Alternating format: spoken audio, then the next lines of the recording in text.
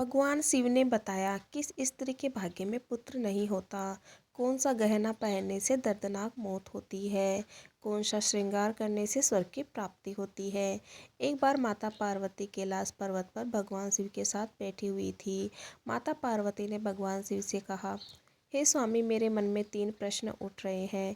यदि इन तीनों प्रश्नों के उत्तर देकर आप मुझे संतुष्ट करेंगे तो मेरे मन को बहुत शांति मिलेगी।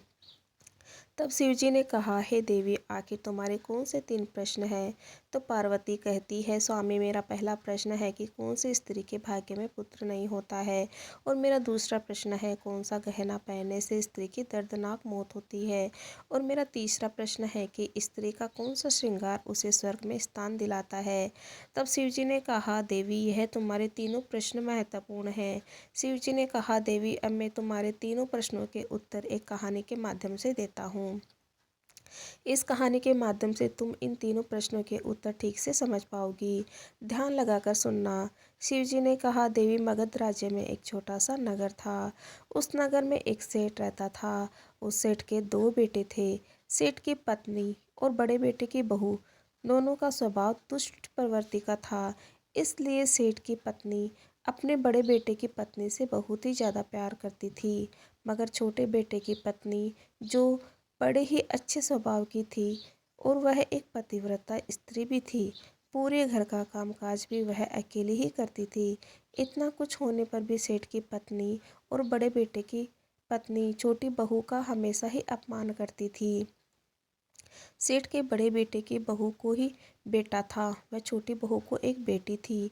सेठ की पत्नी हमेशा पुत्र को लेकर छोटी बहू को ताना मारती थी, लेकिन वह क्या कर सकती थी, वह हमेशा उनके ताने सुनती रहती थी। तब भगवान शिव कहते हैं, हे देवी, अब मैं तुम्हें छोटी बहू की कहानी अच्छी तरह से समझाता हूँ। इस कहानी से तुम्हें तुम्हारे पहले प्रश्न का उत्तर मिल जाएगा। तुम्हारा पहला प्रश्न था कि कौन सी स्त्री के भाग्य में पुत्र की प्राप्ति नहीं होती है। तब भगवान शिव कहते हैं, हे देवी, उस सेठ की जो पत्नी थी वह पहले से ही बड़ी दुष्ट थी। उसके कुटिल स्वभाव से सभी घर वाले बहुत ही परेशान थे, परंतु अपनी सीधी सादी छोटी बहू को वह कुछ ज़्यादा ही परेशान करती थी। उसको सताने में उसको बहुत ही आनंद आता था। सेठ की छोटी बेटे की पत्नी का नाम सीता था। बेचारी सीता सुबह जल्दी उठकर अपने कामकाज में लग जाती थी। इतना करने पर भी सेठ की पत्नी की निगाहों में खटकती रहती थी। एक दिन की बात है, सीता घर पर झाड़ू लगा रही थी तो सेठ की पत्नी बोली, क्या तेरे हाथों में जान नहीं है? जल्दी जल्दी हाथ चला, मैं मंदिर जा रही हूँ। मेरे मंदिर से लौटने से पहले खाना बनाकर तैयार रखना। बेचारी सीता करती भी तो क्या करती, वह अपनी सास की बातों को सुनती रहती और घर की सफाई करने के बाद सीता खाना बनाने में लग गई। खाना बनाते समय वह मन में सोच रही थी कि मैं इतना काम करने के बाद भी एक पल के लिए चैन की सांस नहीं ले पाती हूँ, और मेरी सासू माँ हर समय मेरे काम में कोई ना कोई गलती निकालती रहती है। सीता यह सब सोच रही थी कि जितने में दरवाज़ा खटखटाने की आवाज़ आई, तो सीता ने सोचा कि सासू माँ जल्दी ही लौट आई है। जब सीता ने दरवाज़ा खोला तो उसने देखा कि बाहर दरवाजे पर एक साधु महात्मा खड़े हैं। वह साधु महात्मा सीता से कहते हैं, बेटी, तेरा सुहाग अमर रहे, बाबा को थोड़ा भोजन करा दे, मुझे बड़ी जोर की भूख लगी है। सीता बहुत ही सुशील और संस्कारी थी। उसने सोचा कि साधु को भोजन करा तो दूं, परंतु यदि मेरी सासू माँ आ गई तो मेरी खैर नहीं। फिर कुछ देर तक सोच विचार करने के बाद उसने साधु को भोजन कराने के लिए अंदर आने को कहा, और इस समय सीता के मन में विचार आया कि सासू माँ से डरना कैसा, यदि मेरी सासू माँ आ भी जाएगी तो मुझे कुछ कहेगी तो मैं उनसे कह दूंगी कि मैंने अपने हिस्से का भोजन इन साधु को दे दिया है। फिर ऐसा सोचकर सीता साधु को अंदर ले गई और अतिथि धर्म का पालन करने में लग गई। उस साधु को भोजन कराने लग गई। अभी साधु भोजन कर ही रहा था कि सीता की सासू माँ आ गई, और फिर साधु को घर के अंदर बैठा भोजन करते देखकर उसका गुस्सा 7वें आसमान पर जा पहुँचा, और एकदम से साधु महात्मा से कहने लगी कि यहाँ कोई भंडारा नहीं चल रहा है, हमारे घर से उठकर जल्दी से बाहर निकल जाओ। सीता ने अपनी सास को रोकने की बहुत कोशिश की, परंतु उसने साधु को धक्के मारकर घर से बाहर निकाल दिया और उसका खाना उठाकर फेंक दिया। अब उसका क्रोध सीता पर टूट पड़ा और कहने लगी, मैंने तुझे कहा था कि अन्न का एक दाना भी बर्बाद मत करना, लेकिन तूने यह क्या किया? तूने इस साधु को इतना सारा अन्न खाने को दे दिया। सीता डरती हुई बोली, माँ जी, मैं तो उसे अपने हिस्से का भोजन दिया था, इसमें इतना भला बुरा कहने की क्या बात है? अतिथि तो भगवान का रूप होता है और अतिथि धर्म का पालन तो हर किसी को करना चाहिए। इस प्रकार सास बहू का झगड़ा चलता रहा और अंत में उस सास ने सीता को धक्के मारकर घर से बाहर निकाल दिया। अब वह बेचारी रोते हुए घर का दरवाज़ा खटखटाती रह गई, परंतु उसकी सास पत्थर जैसी बन गई, उसका दिल नहीं पिघला। अब सीता के पास में एक ही रास्ता बचा था कि वह अपने मायके में लौट जाए। इस प्रकार सीता दुखी होकर अपने मायके के लिए निकल गई और बीच रास्ते में एक घना जंगल भी पड़ता था। तभी अचानक जोर से बादल छाए और मूसलाधार बारिश शुरू हो गई। बारिश से बचने के लिए सीता ने एक पेड़ की शरण ली, लेकिन बरसात का वेग इतना तेज था कि बचना मुश्किल हो गया था। अब उस पेड़ में एक खोखर बनी हुई थी। सीता यह सोचकर उसमें घुस गई कि बारिश रुकने पर बाहर निकल जाऊंगी और जब तक बरसात हो रही है वह खोखर में अपनी सुरक्षा कर सकती है। सीता उस पेड़ की खोखर में घुसी तो उसे खोखर के अंदर एक साधु मिले। साधु ने कहा, बेटी, रोना धोना बंद करो। मुझे मालूम है कि तुम्हारे ससुराल वाले तुम्हारा अनादर करते हैं। वह बड़े दुष्ट प्रवृत्ति के हैं और तुम्हें इसलिए मारते हैं कि तुम्हारी जेठानी को पुत्र की प्राप्ति हो गई है और तुम्हें अभी तक पुत्र की प्राप्ति नहीं हुई है। इसलिए तुम चिंता मत करो, मैं तुम्हें यह कागज़ देता हूँ। इस कागज़ में जो उपाय लिखा है उसे पूरी निष्ठा से करना और फिर तुम्हें एक गुणवान पुत्र की प्राप्ति होगी। इस प्रकार वह साधु महात्मा कागज़ देकर वहाँ से अंतर्ध्यान हो गए। उधर बरसात बंद हो गई तो सीता को ढूंढता हुआ उसका पति वहाँ पर पहुँच गया और फिर सीता मायके ना जाकर उस जंगल में एक झोपड़ी बनाकर रहने लगी। एक दिन की बात है, सीता को पुत्र का ख्याल आया और सोचने लगी कि यदि मेरे एक पुत्र होता तो ससुराल में मेरी भी इज्जत होती। वह ऐसा सोच ही रही थी कि उसे साधु का दिया हुआ कागज़ याद आ गया और जब सीता ने पुत्र प्राप्ति के लिए उस कागज़ को देखा तो उसमें लिखा हुआ था कि मासिक धर्म शुरू होने के प्रथम 4 दिन में मिलन से पुरुष रोगी होता है। 5वीं रात में मिलन से पुत्री की प्राप्ति होती है। 6ठी रात्रि में मिलन से पुत्र की प्राप्ति होती है। 7वीं रात्रि में मिलन से बंध्या पुत्री की प्राप्ति होती है। 8वीं रात्रि में मिलन से ऐश्वर्यशाली पुत्र प्राप्त होता है। 9वीं रात में मिलन से ऐश्वर्यशाली पुत्री की प्राप्ति होती है। 10वीं रात्रि में मिलन से अतिश्रेष्ठ पुत्र प्राप्त होता है। 11वीं रात्रि में मिलन से अच्छे संस्कार वाली पुत्री की प्राप्ति होती है। इसके बाद भगवान शिव कहते हैं, हे पार्वती, इस प्रकार सीता ने 10वीं रात अपने पति से मिलन करके गर्भ धारण किया। अब सुबह स्नान आदि से निवृत्त होकर पूजा पाठ करके गीता का पति लकड़ी काटने के लिए चला गया। उसके पति के जाने के बाद तूफान आया और गीता की झोपड़ी उस तूफान में उड़ गई। बरसात होने लगी। फिर गीता वर्षा से बचने के लिए एक पेड़ पर पत्ता लिखती है। यह पत्ता उसी खोखर का था जिस खोखर में सीता वर्षा से बचने के लिए पहले छिपी थी। सीता ने पेड़ के ऊपर पत्ता लिखा, इसलिए लिखा था कि जब उसका पति लकड़ी लेकर वापस आएगा तो पेड़ पर पत्ता लिखा हुआ देखकर उसी खोखर में वर्षा से बचने के लिए चला आएगा। उधर सीता उस खोखर में जाकर छुप जाती है। उस पेड़ के पास में तो प्रेत आत्माओं का निवास स्थान था। सीता बरसात से बचने के लिए उस खोखर में छिपी हुई थी और उधर दोनों प्रेत आत्माएं वर्षा से परेशान होकर उस पेड़ की तरफ चली आ रही थी। फिर उस पेड़ के नीचे आकर एक प्रेत आत्मा कहने लगी, अब तो चला भी नहीं जा रहा, वरना मन तो कर रहा है कि मानिक टापू पर चले। तभी दूसरी आत्मा बोली, इसमें हमारे लिए कौन सी बड़ी बात है। यह पेड़ हमें अभी उड़ाकर वहाँ पर पहुँचा देगा जहाँ मानिक मोती का टापू है।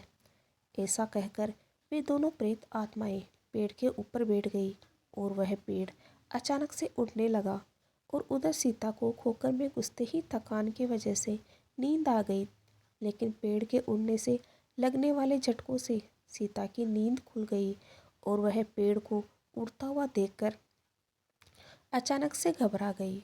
और सीता ने पेड़ की खोकर से बाहर देखा तो पेड़ के ऊपर दो प्रेत आत्माएं बैठी हुई थी। इसलिए सीता ने स्थिति के साथ समझौता किया और सोचा कि जो होगा वह अच्छा ही होगा। फिर कुछ देर के बाद वह पेड़ मानिक टापू पर पहुंचा और नीचे उतर गया। उधर वे दोनों प्रेत आत्माओं को भूख लग रही थी, इसलिए वह दोनों शिकार की तलाश में निकल गई। भगवान शिव कहते हैं, देवी पार्वती उन दोनों प्रेत आत्माओं के जाने के बाद सीता खोकर से बाहर निकली और उसने चैन की सांस ली।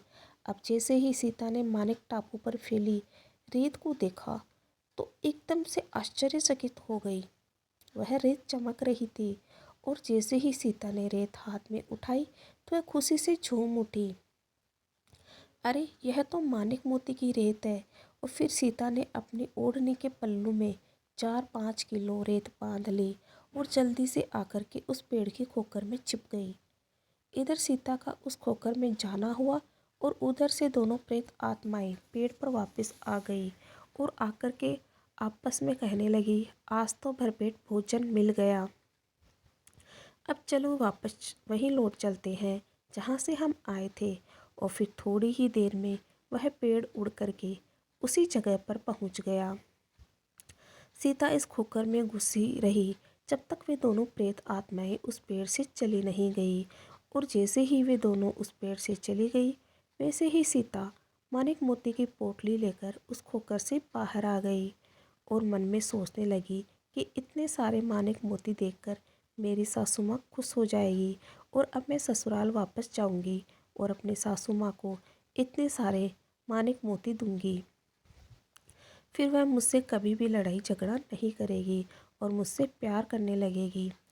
इधर सीता ऐसा सोच रही थी, तब तक सीता का पति सीता को ढूंढता हुआ उसी पेड़ की तरफ आ जाता है और सीता अपने पति को सारी घटना बताती है और अपने पति के साथ वापस अपने ससुराल के घर पहुंच जाती है। और फिर अपनी सासू माँ को सारी बात बताती है कि उसे मानिक मोती कैसे मिले। उसकी सास कहती है, पागल औरत, तू इतने से क्या मानिक मोती लाई है, वहाँ से पूरे मानिक मोती लाने चाहिए थे। सीता बोली, सासू माँ, अपने 7 पीढ़ियों के लिए यह मानिक मोती काफ़ी है। तो सासू माँ कहने लगी, अरे पागल स्त्री, मानिक मोती भी कभी काफ़ी होते हैं, जितने हो उतने ही कम हैं। अब देख, मैं जाऊंगी और कितने सारे मानिक मोती लेकर आऊंगी। सीता ने अपनी सासू माँ को बहुत समझाया, परंतु उस लालची स्त्री की एक भी बात समझ में नहीं आई। उसने सीता की एक बात भी नहीं सुनी और जाकर के उस पेड़ की खोकर में बैठ गई। उधर वे दोनों प्रेत आत्माएं जैसे ही पेड़ पर आई तो अचानक से वह पेड़ उड़ने लगा। इधर पेड़ उड़ता हुआ जा रहा था, उधर वह सीता की सासू माँ बहुत खुश हो रही थी कि आज मैं बहुत सारे मानिक मोती लेकर आऊंगी। इधर वह अपने मन में खुशी मना रही थी। उसी समय एक प्रेत आत्मा बोली, चलो आज मानिक टापू पर नहीं चल करके मत्स्य टापू पर चलते हैं, आज मछलियाँ खाने का बहुत मन कर रहा है।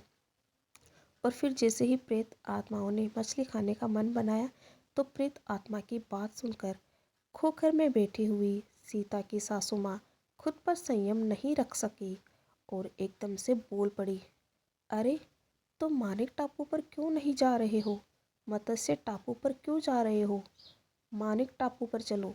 अब जैसे ही उस औरत की आवाज़ सुनी तो उन प्रेत आत्माओं ने समझ लिया कि इस पेड़ की खोखर में कोई छुपा हुआ है। उन्होंने जैसे ही खोखर में प्रवेश किया तो उन दोनों प्रेत आत्माओं ने उस लालची स्त्री को देखा तो उसे उठाकर पेड़ के नीचे फेंक दिया और नीचे गिरते ही उसकी मौत हो गई। अब जैसे ही उसके घर वालों को पता चलता है तो उस औरत का पति यानी कि सीता का ससुर सीता के पास जाता है और उससे कहता है कि बेटी, मैंने तो उसे पहले से ही समझाया था कि तू ऐसा काम मत कर। कभी किसी को भी लालच नहीं करना चाहिए और बहुएं बेटियों की तरह होती है, उन्हें प्यार देना चाहिए। मगर उसने मेरी एक भी बात नहीं मानी और आज उसे उसके कर्मों की सजा भगवान ने दे दी। भगवान शिव कहते हैं, पार्वती, उधर सीता अपने पति के साथ में आनंदपूर्वक जीवन व्यतीत करने लगी और फिर कुछ समय गुजारने के बाद सीता को एक गुणवान पुत्र की प्राप्ति हुई और पुत्र की प्राप्ति के बाद सीता की खुशी का ठिकाना नहीं रहा और वह भगवान का शुक्रिया अदा करने लगी। इधर सेठ के बड़े लड़के की बहू, जो हमेशा सीता को पुत्र को लेकर ताने मारती थी, अब सीता को पुत्र की प्राप्ति हो गई और उसे धन की भी प्राप्ति हो गई।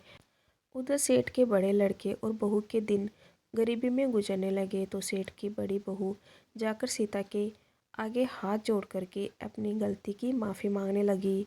सीता बहुत ही दयावान औरत थी, इसलिए उसने अपनी जेठानी को माफ़ कर दिया और जो भी मानिक मोती लेकर आई थी उसमें से कुछ मानिक मोती अपनी जेठानी को भी दे दिया। इस प्रकार जब समय सुखपूर्वक व्यतीत होने लगा तो सेठ की बड़ी बहू का जो पुत्र था वह अवगुणी था, इसलिए उसने सारा धन बर्बाद कर दिया और सीता का जो पुत्र हुआ वह बहुत ही गुणवान पुत्र था। वह अपने जीवन में इतना आगे बढ़ा कि उसने अपने माता पिता का नाम रोशन किया और फिर जब सीता और उसकी जेठानी का जीवन समाप्त हुआ तो सीता को स्वर्ग की प्राप्ति हुई और उसकी जेठानी को नरक में स्थान मिला। भगवान शिव कहते हैं, हे देवी पार्वती, तुम्हारा पहला प्रश्न था कि कौन सी स्त्री के भाग्य में पुत्र नहीं होता। तो सुनो, साधु के द्वारा दिए गए कागज के विपरीत जो कार्य करता है उसके भाग्य में पुत्र योग नहीं होता है। और तुम्हारा दूसरा प्रश्न था कि कौन सा गहना पहनने से स्त्री पुरुष की दर्दनाक मौत होती है। तो सुनो, वह लालची रूपी गहना है जो सेठ की पत्नी ने पहना था और खूब सारे मानिक मोती लाने के लिए खोकर में घुस गई। लालच के कारण सेठ की पत्नी की दर्दनाक मौत हो गई, इसलिए लालच रूपी गहना कभी नहीं पहनना चाहिए। भगवान शिव कहते हैं, तुम्हारा तीसरा प्रश्न था कि कौन सा श्रृंगार करने से स्त्री को स्वर्ग में स्थान मिलता है। तो सुनो, वह चरित्र रूपी श्रृंगार यानी कि चरित्रवान और पतिव्रता स्त्री सेठ की छोटी बहू सीता की तरह मृत्यु के बाद स्वर्ग में जाती है। इसलिए हर विवाहित स्त्री को पतिव्रता और चरित्रवान होना चाहिए, परिवार के साथ मिलजुल करके रहना चाहिए। वीडियो अच्छा लगे तो कमेंट में ओम नमः शिवाय अवश्य लिखें और चैनल को लाइक से सब्सक्राइब जरूर कीजिएगा। Okay, thank you everyone.